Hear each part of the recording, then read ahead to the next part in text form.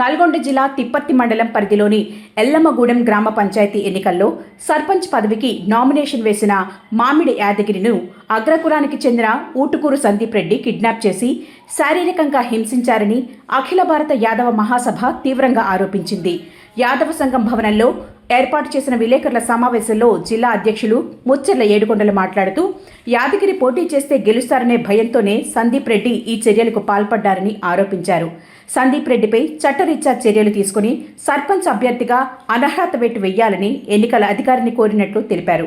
సందీప్ రెడ్డిపై చట్టరీత్యా చర్యలు తీసుకుని సర్పంచ్ అభ్యర్థిగా అనర్హత వేటు వేయాలని ఎన్నికల అధికారిని కోరినట్లు తెలిపారు. రాష్ట్ర ప్రధాన కార్యదర్శి లోడంగి గోవర్ధన్ మరియు జిల్లా ప్రధాన కార్యదర్శి పల్లి సుభాష్ యాదవ్లతో కలిసి వారు మాట్లాడుతూ ఈ ఘటనకు మంత్రి కోమటిరెడ్డి వెంకటరెడ్డి బాధ్యత వహించాలని డిమాండ్ చేశారు. సందీప్ రెడ్డిపై పార్టీ పరంగా చర్యలు తీసుకుని ఆ స్థానంలో బీసీ వ్యక్తి ఏకగ్రీవానికి సహకరించాలని కోరారు. లేని పక్షంలో వచ్చే ఎన్నికల్లో కాంగ్రెస్ పార్టీకి తగిన బుద్ధి చెప్తామని బీసీల ఐక్యతతో హెచ్చరించారు. ఈ ఘటనను యాదవ సంఘం బీసీ జేఏసీ తీవ్రంగా ఖండించింది. తిప్పర్తి మండలం ఎల్లమ్మగూడెం గ్రామ పరిధిలో మామిడి ఫిర్యాదు మీద జరిగిన చర్యని ఇది నల్గొండ జిల్లా యాదవ సంబంధించింది కాదు, బీసీల సంబంధించి కాదు, రాష్ట్ర వ్యాప్తంగా దీన్ని తీవ్రంగా ఖండిస్తున్నాం. ఈ సందర్భంగా ఒక విషయం ఏంటంటే కాంగ్రెస్ పార్టీ రేవంత్ రెడ్డి గారు గత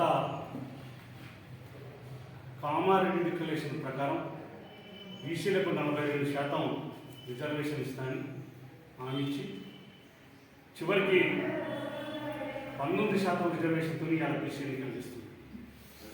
కానీ ఇది పెద్ద దురదృష్టకరం. రెండవది ఏంటంటే అంతో ఇంతో ఈ రాష్ట్రంలో జనరల్ స్థానాల్లో కానీ ఎమ్మెల్యేలు కానీ సర్పంచ్లు కానీ యాదవులు పోటీ చేసి గెలుస్తారన్న భయంతో ఈరోజు యాదవుల మీద మొత్తం నల్గొండ జిల్లా అఖిల భారత యాదవ సంఘం జిల్లా ఉపాధ్యక్షుడిగా నేను ఈ నల్గొండ జిల్లా మామిడి యాదగిరికి జరిగిన అన్యాయంపై తీవ్రంగా ఖండిస్తున్నాను. ఈ జిల్లా మంత్రివర్యులు ఇమీడియట్లీ యాక్షన్ తీసుకొని అలాగనే ఇమీడియట్లీ ఈ జిల్లా ఎస్పీ గారు, ఈ జిల్లా ఎలక్షన్ కమిషనర్ గారు అందరూ ఒకటే ఏకజీవతతోటి ఎవరైతే మామిడి యాదగిరి గారిని బెదిరించారో అతన్ని ఎమ్మటే ఆ ఊర్లో అతన్ని బెదిరించిన క్యాండిడేట్ని నామినేషన్ విత్డ్రా చేపించి యాదగిరి గారిని ఇనామాస్గా చేపిస్తేనే మంత్రి వరిలు కోమటిరెడ్డి వెంకరెడ్డి గారికి మేము బీసీలం యాదవులం అందరం కలిసి ఓటేస్తేనే నువ్వు మంత్రి అయినవు. ఈ మీడియా ద్వారా తెలియజేయలేదు ఏమంటే మంత్రివర్యులకి మీరు కూడా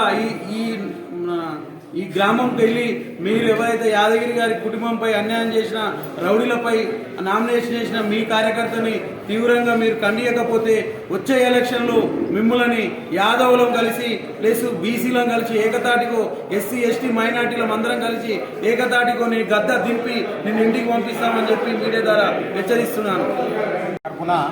ఇక్కడ జరిగినటువంటి సంఘటన తీవ్రంగా ఖండిస్తున్నాము.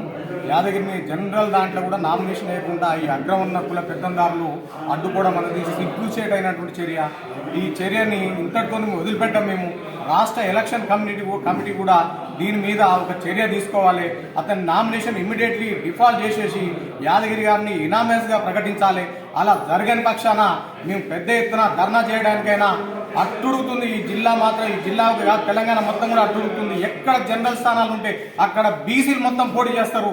ఎక్కడ అడ్డుకున్నా సరే తీవ్ర పరిణామాలు కూడా ఉంటాయని కూడా మేము తెలియజేస్తున్నాం.